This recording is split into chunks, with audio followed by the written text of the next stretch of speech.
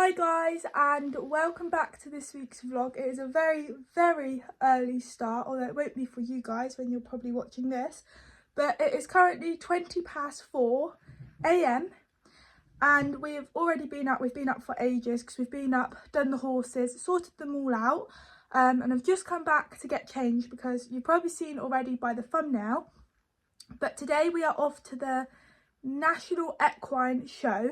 So we've never actually been there before. I've seen it on YouTube. I'm pretty sure it's Wizzy Welsh's vlog. I think she's been like 2 years and vlogged both of them, and we saw it like last year and we thought we'll look out for the tickets and try and go next year if we can because it looks quite good.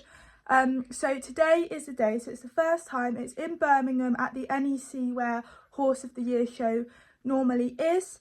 So it is a little bit further away. It's going to take us a good 3.5 hours, providing the traffic's all good. But because we are leaving so early, it should be fine. It starts at 9 AM. We're going to be leaving in, well, by about 4:30 we need to be leaving. We got to go and drop my dog off first. But yeah, it should be a good day. Obviously, you guys are going to come along with us. I'm going to try and film as much stuff as possible if I can. I have no idea really. Yes, I've seen it on the vlog. I know there's shopping and things, but I don't really know what else is on today. But yeah, should be a good day. The horses are all fine. Someone at the yard's going to turn down out a bit later on because it's quite frosty this morning, so we're also going to have to take it careful on the roads. And I don't want them on, obviously, you're not meant to turn out when the grass is frosty. It's not good for their bellies and things. So yeah, Dan will be turned out a little bit later on once the frost has gone, and it also makes it a long day for him. So yeah, come along for the day. Okay guys, so I'm going to quickly do an outfit of the day. So I'm wearing the blue jeans, obviously, that are Levi's. I'm wearing my Ralph Lauren v-neck, I actually know what it's called, but it's like cream with my navy shuffle gilet, and then I'm going to be wearing my Fairfax Alexander shoes. That's what I'm going to be wearing today because I always know it's always quite warm when walking around, so it'll be cold at the beginning but it'll be warm once we're in there. Got a load of goodies in there. As you can see, it's all very healthy what we've got, but you can't do a road trip without having good snacks, so that bag is coming with us for sure. Also got a Red Bull to keep me energized because I am driving today, so keep me wide awake, so make sure I got a big one. Leaving 5 minutes late. Forgot we had to de-ice the car, even though we had to do it this morning to get to the yard, but I didn't drive my car. Oh my goodness, last night I picked up, look at them, they are so good. Obviously I think there's like 12 in there, obviously not gonna be eating them all today, but they are most definitely coming on the road trip. They are honestly incredible. I try not to get them too much. I mean, it's only down the road. This girl bakes them just down the road from our house. I've only had 3 boxes and we've nearly lived here 2 years, so it's not bad. It's not something that I do on the regular, but it's so good.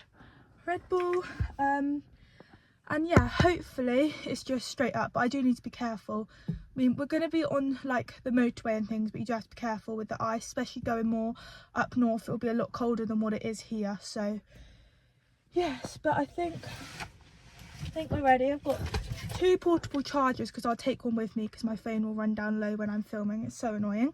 And then yeah, got 2 charger leads. So yeah, hopefully it's gonna be a good day. But first off is to drop my dog off to my granddad's, which is en route anyway. And then yeah, it'll be throughout the motorway, but probably won't speak to you guys for a while. I might have to wait a couple of minutes, guys. I have scraped the car off, but my heater needs to warm up. But let's get on the road. Okay guys, so we have arrived at the NEC. We're just finding where to park. But yeah, at the moment I know we're north, but that's all I know. Turn right. We're ignoring the sat nav because it's telling us we're going the wrong way, but we've spoken to someone. So I take it maybe we go down here. Well, we're going down here. We'll soon find out if we're not allowed. In a quarter of a mile, your window up? at the roundabout, take the first exit. Right, so I reckon go down here. Do you think? Guys, we have arrived and it's only like 8:30. It doesn't start till 9, but I think it's quite a way to walk. So yeah, should be good.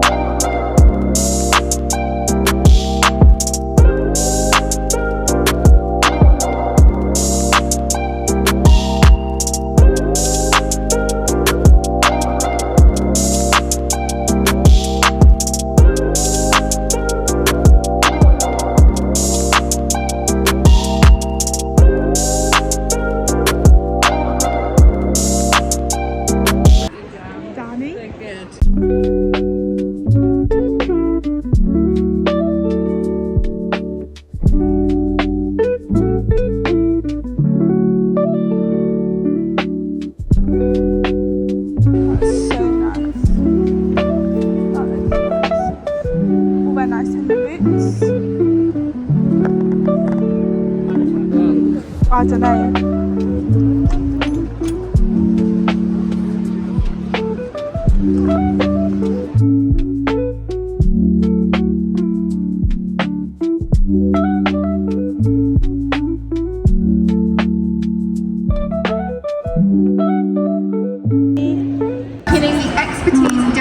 Of the Society of Master Saddlers, registered qualified saddle fitters, saddlers and trade members.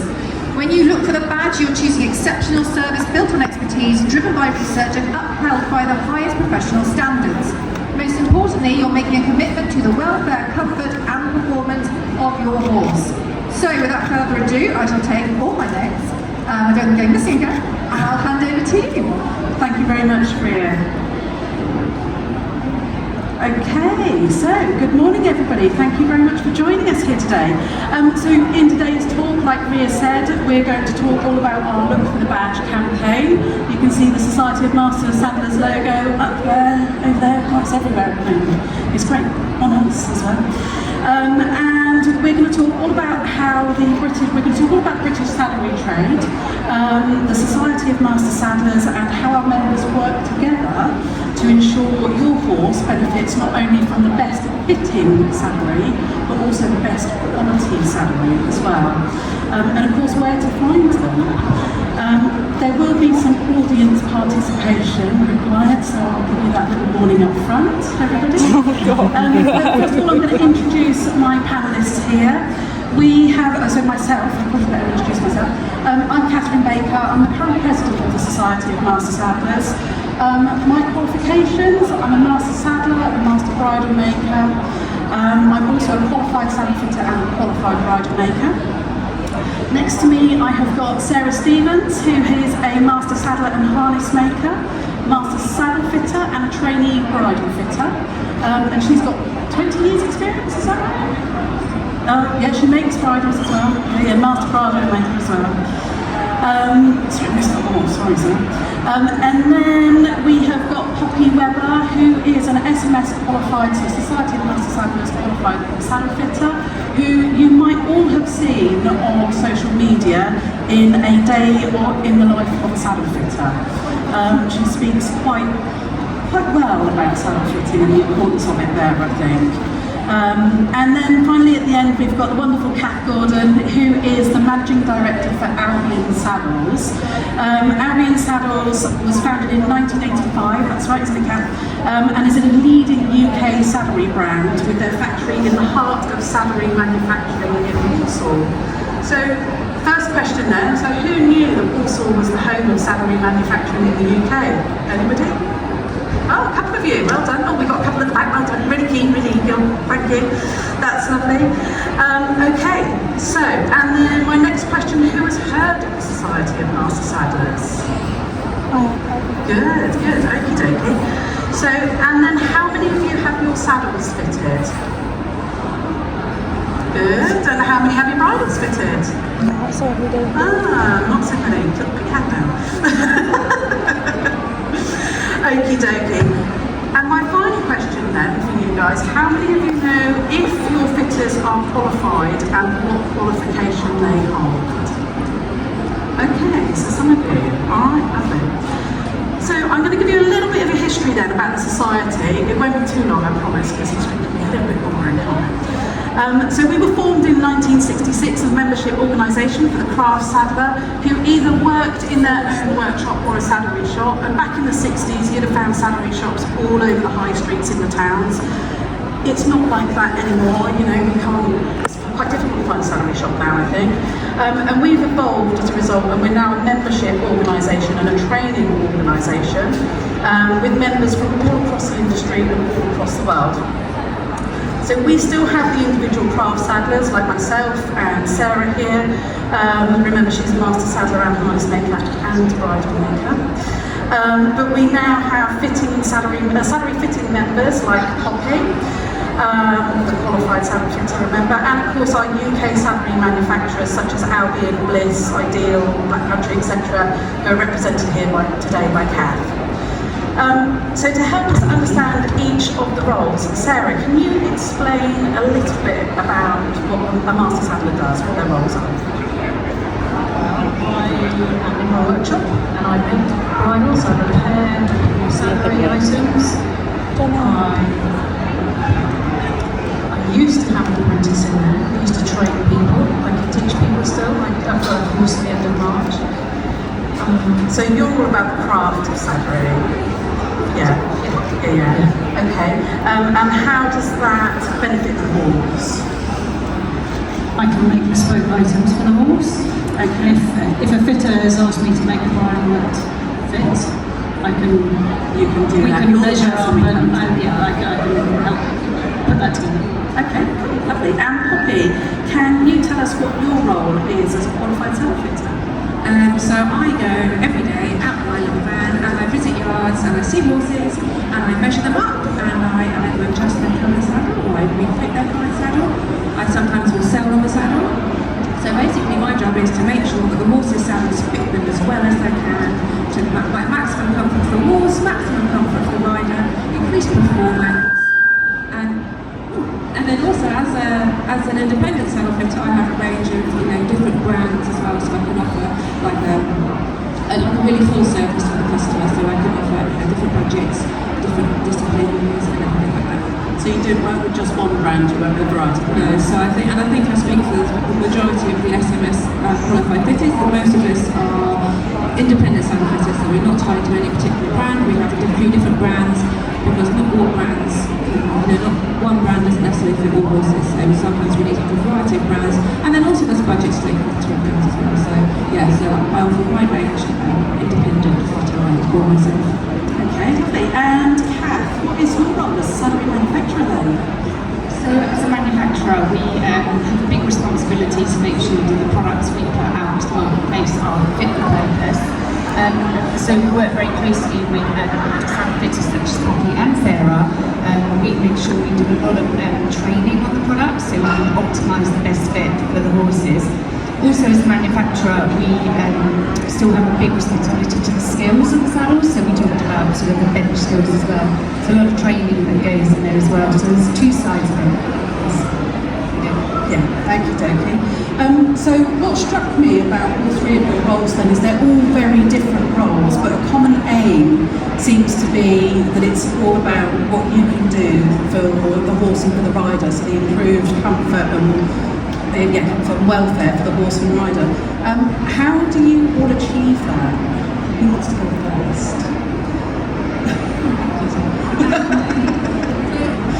I think I spoke about having a wide range of different brands. I think having access to the manufacturers, for example, and the saddlers means that we can offer a more bespoke sort of fit for the rider and for the horse.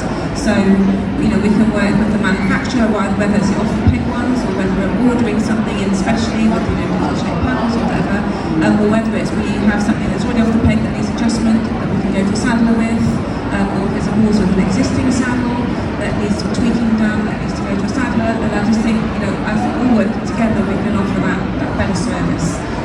Okay, so Sarah, what type of things would you work with? How would you work with Poppy, for example? What type of things might you do for her if she came to you with a saddle? I might do some repairs. I might do some bespoke work.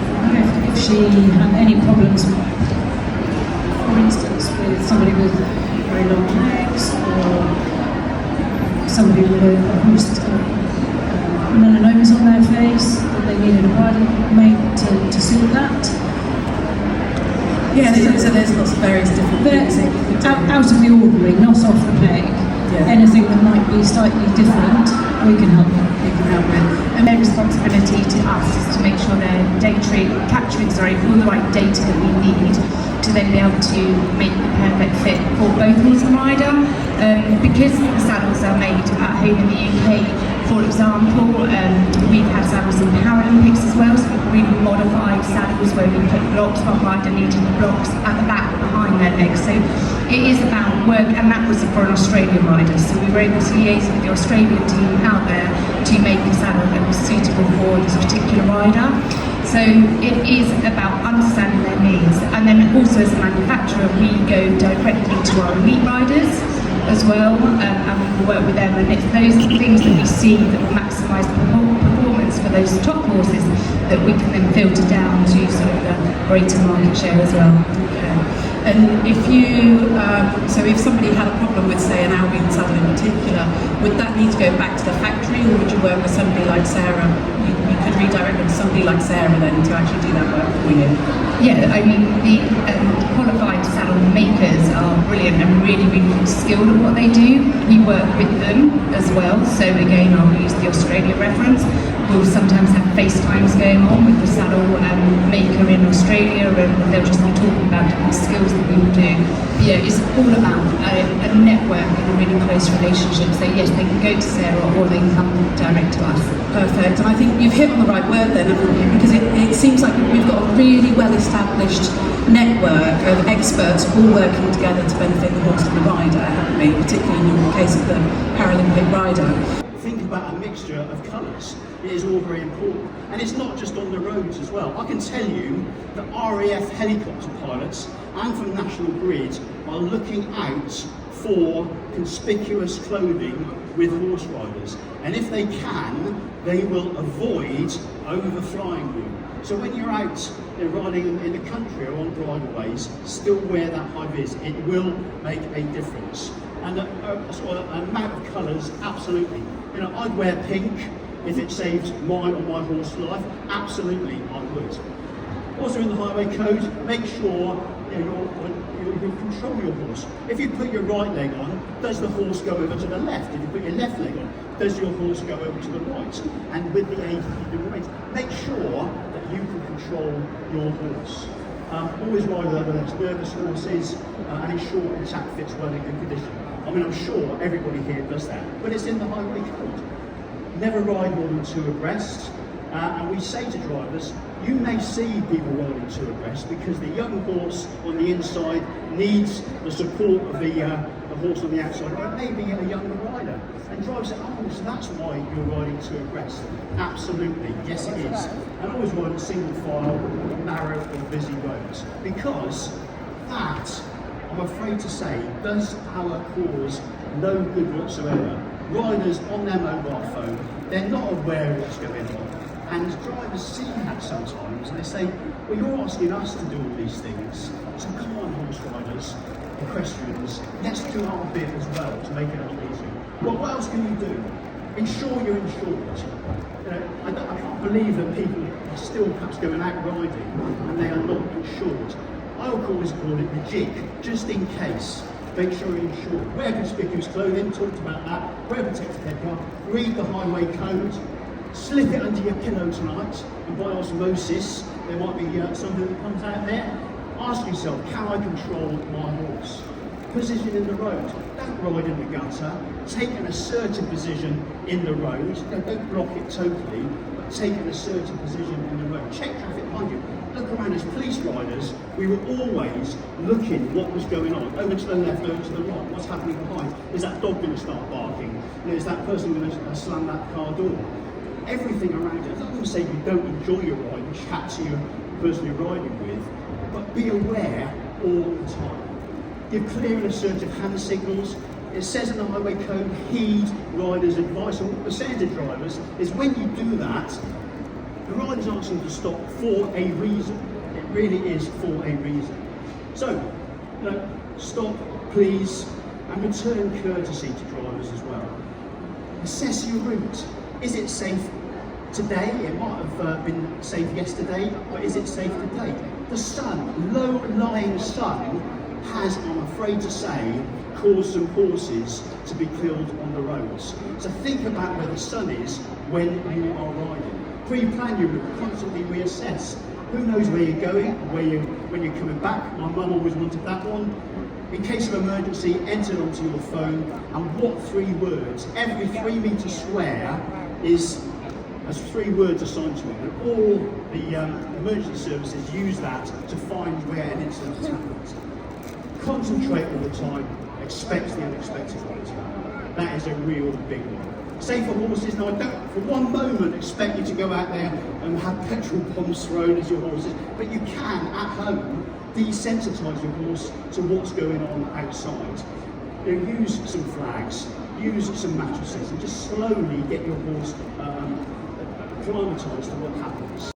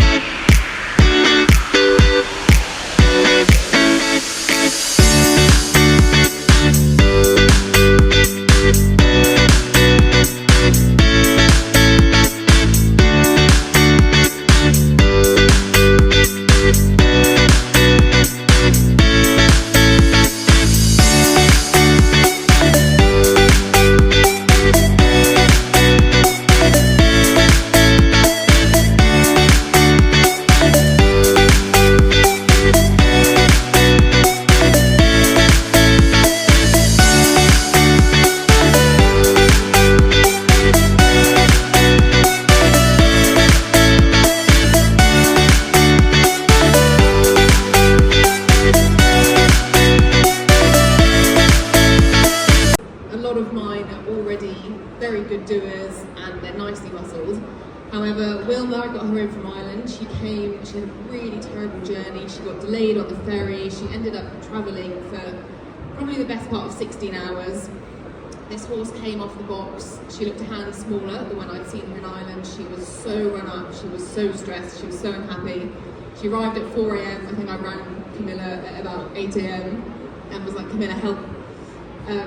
So the first thing you said was get her on gastro. 2 weeks on gastro, just like let her be, let her sort of get used to her surroundings.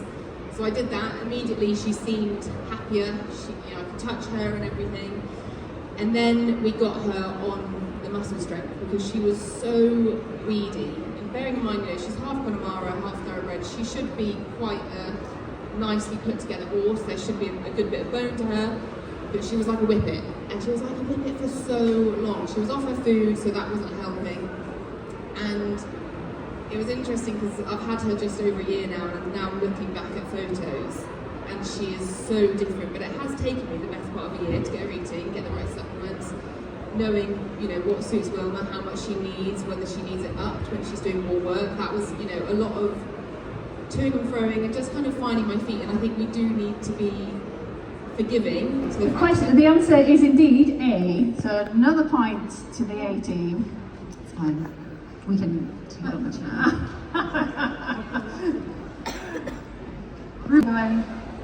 Go and put your one on for you as well. Whereabouts, Abby, would you think the Seacombe is?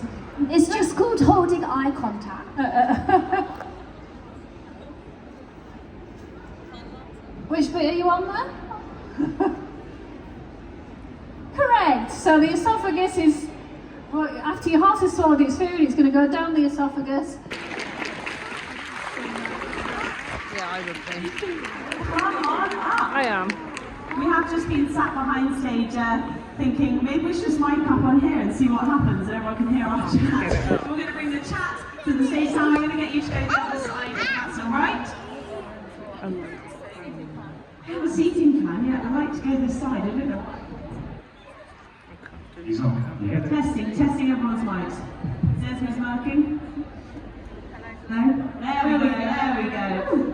Welcome everyone. You've had a very busy day, all of you. Sam, we've already had you up on our stage today to do a demonstration. I've been very lucky to be here already. And actually your meet and greet went on a lot longer than it was supposed to. Yeah, it did. I was there for a while doing a demo with people, and it was good. It's good to know that people are interested in it. This is a chat all about what you do and the creator world and how you get into it. Anyone here interested in becoming a content creator, influencer? Yeah, we've got quite a few hands up at the moment. This is all about how these guys got into it and actually a little bit more of an insight into that world, because I think it can all look plain sailing, but it's probably not. As I'm going to start with you, it's been quite a few years now. I think you've just hit a milestone. Is it 10 years? Yes, 10 years, and recently just hit 1 million subscribers as well. So, yeah, coming along to my meet and greets today. It's been lovely to see all of you, and yeah, thanks for having us up on stage. I think also another little congratulations is in order, because Meg has recently become engaged, so congrats! We were just chatting wedding plans. No, Sam is way out of that one. Eddie, where did it all begin for you? What why did this come about for you?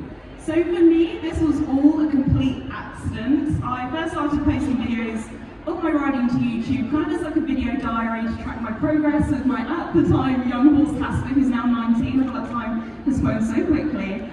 So it was all about our progress together, and the reason why I put my videos on YouTube was because my phone wasn't very good. It was always running out of storage, so it was a place where I could put them, keep them safe. I also, over time, because I really enjoyed creating content and editing, I made a few videos that were just basic tutorials on horse care, and that's how I got people that weren't just my immediate friends and family watching, and then 10 years down the line, I'm doing this as my full-time job, so. And it's amazing because I think your videos really appeal to those, yes, who are horsey and have ponies, but more to people that don't have them, because they were such how-to videos to begin with, that it was so clever at bringing people in. Were you aware of that? Did you have intent for that, or was it just to like you said, for yourself? I think when I started off, it all started as an accident, and I never thought it would be what it is today, but I've always obviously had a passion for horses and creating content, and I think when I was making that, I realised, oh my goodness, like, these videos, people are watching it, and I'm hearing in the comments that, oh, you've inspired me to take up horse riding, like, I now have a lone pony because of watching your videos. Their parents hate you so much for how many ponies have been bought. I have had to apologise to a few people today, so. But it is wonderful, and we all know that the equestrian world is such a special one, and that bond with horses is incredible. So to be inspiring others to get into it, I think is really special. Meg, what about you? Where did it start for you? Again, I kind of fell into it. My story is actually a lot more baggy than Esme's because I was at university in my final year and I qualified there for badminton. I was so in debt that there was no way I could afford to take Spain badminton. It was like £500 entries and stabling.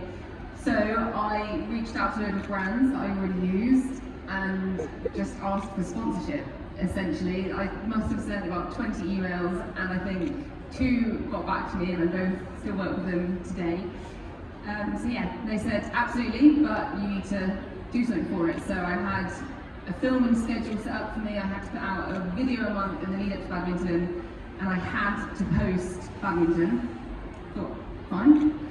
Went to badminton and fell off, but was contractually obliged to post the video. So I was there editing it, didn't know what I was doing. It's really terrible.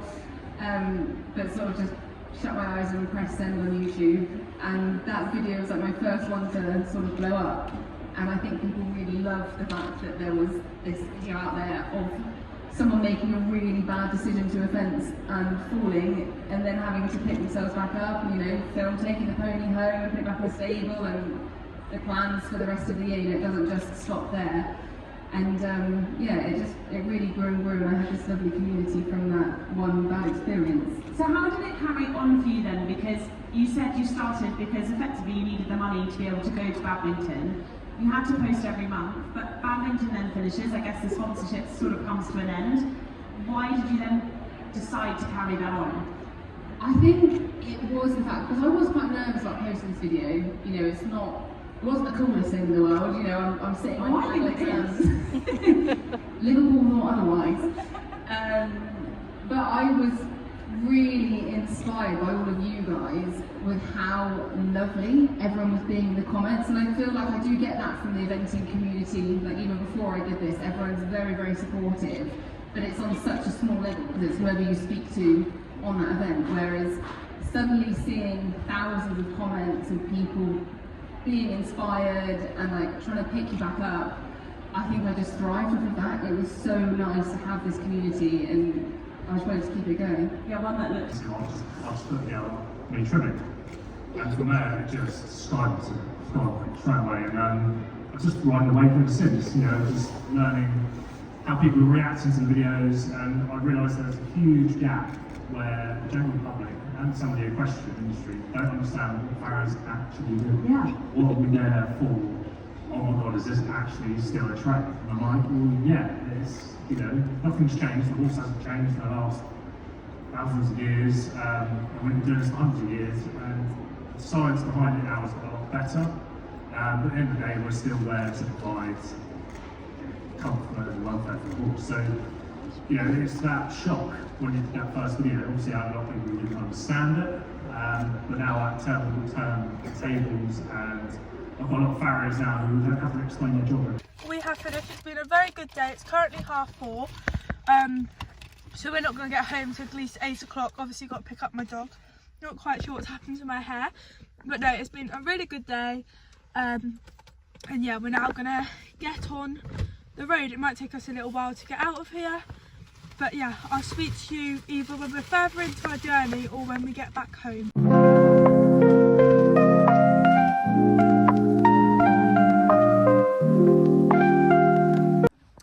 Okay guys, so it is now the next day. Yesterday was a very long day and my phone died, so literally come up here, done the horses, they were still out, so we sorted them out, and then I went home to bed, and I was up early this morning as well. So yeah, sorry I didn't film anything last night, but it was a very good day, obviously a very long day as well, but yeah, really enjoyed it, and I'll be honest, it was good, but I wouldn't go again next year, if that makes sense. Like, I'm pleased I've gone because I can say, oh, I've been to that show and I've like experienced it and seen it and things, but it's not somewhere where I'd say I'm definitely going back next year. Like, when you go to badminton, Hoys, London International, and even Your Horse Live, I've always been like, yeah, I will definitely go back, like, no question. And I've been back to badminton 3 times. Like, I've done Your Horse Live now twice, and I've done Hoys twice, and I've been to London once, and I would definitely go there again.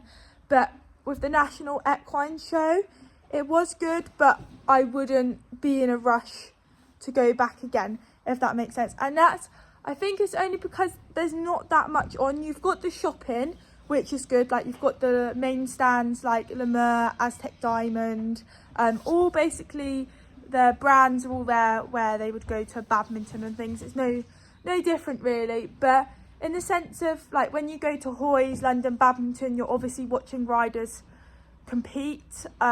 Obviously Your Horse Live is mainly showing, and then they do like demonstrations where you have Ross Cantor and Laura Collette last year done a demonstration and things. Like, there's stuff to watch, whereas at the National Equine Show there's no horses there. You don't see anybody ride, you don't see any demonstrations with the horses. It's more like you get to meet like influencers, and they like talk and stuff like that. So it was very interesting in the fact the first little talk we sat down and watched was about saddle fitting, and it was very interesting. As you guys know, we have our saddles checked like every few months, and it was just really interesting hearing like more of the behind the scenes and actually how important saddle fitting is, and making sure that your saddles do fit, because it is like a welfare, and you guys would have listened to that, and I did enjoy that. That was really interesting, and yeah, that was good. And then we saw after, which was with the Premier Performance, which was Megan Elphick, No Horse Han, and Freddie Steele, and then the lady that basically owns Premier Performance. And again, like, that was good. They were talking about the supplements, how they work, how they've been so good for Meg's horses, and how the lady got into doing the Premier Performance because of her horse. And I think I got a little snippet of Meg talking. I didn't get too much of that because it's kind of awkward filming them, so I did only get a little snippet of that. But again, that was really interesting how the like brand come and how they designed it. It was a background for a horse who had really bad ulcers, and this lady basically wanted to help a horse, and no one said that it was like, they were basically saying that it was the lady's fault causing the problem. She was doing it, creating this horse's problem, when in actual fact it wasn't. People wasn't listening to her saying that the horse wasn't right, and he had grade 4 ulcers where they were bleeding and things. So yeah, it was really interesting to listen to that, and that was good as well.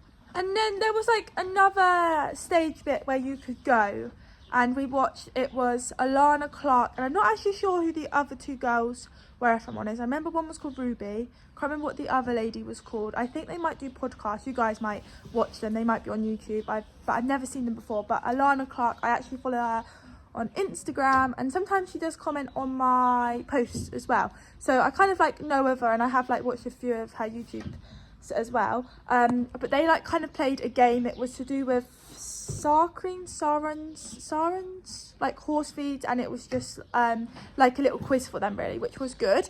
Filmed a bit of that, and then after that it was Megan Elphick, Esme, and Sam Draycott, who is basically a farrier, which you guys have probably all seen on TikTok. He doesn't do YouTube. I think he's more TikTok and maybe Instagram as well. But I've like heard of him, but I haven't actually seen any of his TikToks or anything. But he was really good. He was funny. And it was basically just talking about their social media, how they got into it. And again, I filmed some of that as well. So that was good. Like, I enjoyed watching them. Like, obviously I follow Elphick Event Ponies. I've watched them. I do follow this Esme as well. Not so much Sam Draycott, but it was very interesting listening to him and how he got into his TikTok and everything like that. So yeah, it was good. So Sam Draycott done a farrier demonstration, which we didn't realise he was doing that. So we did miss that, unfortunately. And he done a demonstration on how to take a horse's shoe off if your farrier like can't get to you, which is something that I would have quite liked to have watched, because you never know with horses if you have to do something like that. But we did miss that. But I feel like it just would have been better if, like Your Horse Live does, they have demonstrations where they get the top event riders in. It doesn't necessarily have to be top riders, but just doing something with the horses. I feel like that would be so much better and a bit more enjoyable, because there was times where it was like, we've walked around the shopping, there isn't really anything else to listen to, what do we do? And there was like a good hour, 2 hours where we were like, what do we do? We've walked around the shopping, we went and got something to eat, but like we wanted to listen to Meg Elphick and Esme, but that wasn't until 3:30, and we had to wait like an hour or two to watch them. So it was kind of like, what do we do? Also, who else was it? Freddie Steele, he done a demonstration where it was falling off his, like how to fall off correctly. And I wanted to watch him, but he was on at the same time as Meg and Esme, and I wanted to go and listen to that.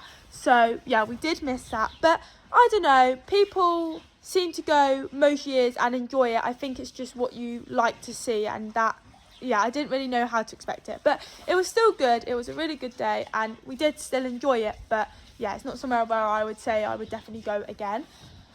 But I hope you guys all enjoyed it, and if you did, please make sure that you like and subscribe. I'm also going to show you just a few things that we picked up. So I got some donkey donuts, which I've wanted to get for quite a while, but never actually done it. And I saw a stand and I thought I'm going to get some, so I just got some unicorns. They're really good. They are homemade as well, so it is amazing. So I got them. And what else did I get? Oh yes, I got some hay nets as well, which, oh my god, we love the colour. We actually got them because of the colour, to be honest, but like a nice minty colour. So we got 2 of them. So I think they're actually going to be Dan's, because they're bigger than what we expected. I said that Mittens could have one and then Dan could have one, but they're a bit too big, so I think Dan's going to have both of them. And then I also got the Pick and Mix Maximus treats. So you guys will know, I did film me putting it in the pot, but you guys will also know that I always get these. Always. Whenever I go to like Hoy's or badminton, you can get them online. So if you don't go to the shows and you'd like to get them for your horses, you can get them online. It is Maxima. They also do like head collars and rugs and things. But yeah, I never seem to get them online. I just normally get them when I go to like badminton or Hoy's. And we were meant to get them when we went to Your Horse Live last year, but we couldn't find the stand, or I think we spotted the stand but carried on walking, and then the plan was to go back. Hello Dan. The plan was to go back and get them, and then we couldn't find the stand again, so we didn't get them basically. So it was like, when we see the stand this time, we'll make sure we get them. I got 2 more things, which I can show you when I get home, a pink lemur jumper, like the quarter zip one. It's the new colour, can't remember what the new colour is called, but that is a birthday present. That's not something that I'm having now. My birthday's not until June, so it's going to be a while till you see me wear it. But yeah, I got that for my birthday, but I can show you guys when I get home. And I also got, which was my first purchase, which is a navy Ralph Lauren like ribbed top jumper sort of thing, which basically, you know the top that I had on yesterday, that cream one underneath my body warmer, it's basically the same as that, but it's not a V-neck, it's a round neck, and it's navy. So I got that. So yeah, we didn't do too bad on actually spending, especially compared to Your Horse Live. But no, it was a good day, just very, very long. I think I'd done 7.5, maybe 8 hours of driving yesterday, all together, that is. Obviously that's from stopping and things, but yeah. Vlog, please make sure that you like, subscribe if you haven't already. Stay tuned for upcoming videos. We are now finally in March, which is just crazy. I feel like it's gone so quick, but spring is literally around the corner. I've done some schooling with Dan today. We done some pole work, and it's my last pole work session doing trotting. So next week when I do it, Dan will be starting to canter over poles, which is really exciting. And when I spoke to the vet the other week, I asked her when I could start to canter Dan up a track, because he is basically ready to do that. But she said at the minute, with the ground being really muddy and things, with the amount of rain we've had, it's not the best of idea.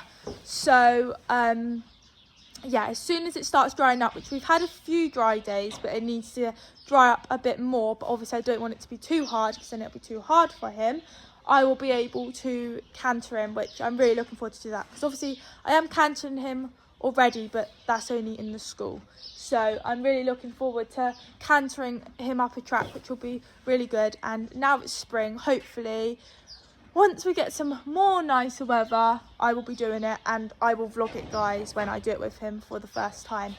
But that's a little update for Dan. And I did originally film this just a minute ago, guys, saying about Mittens' update, but I feel like this vlog's going to be too long already, so I will give you guys an update with Mittens, but it'll probably just be in a separate video. So I will see you all next time. Bye.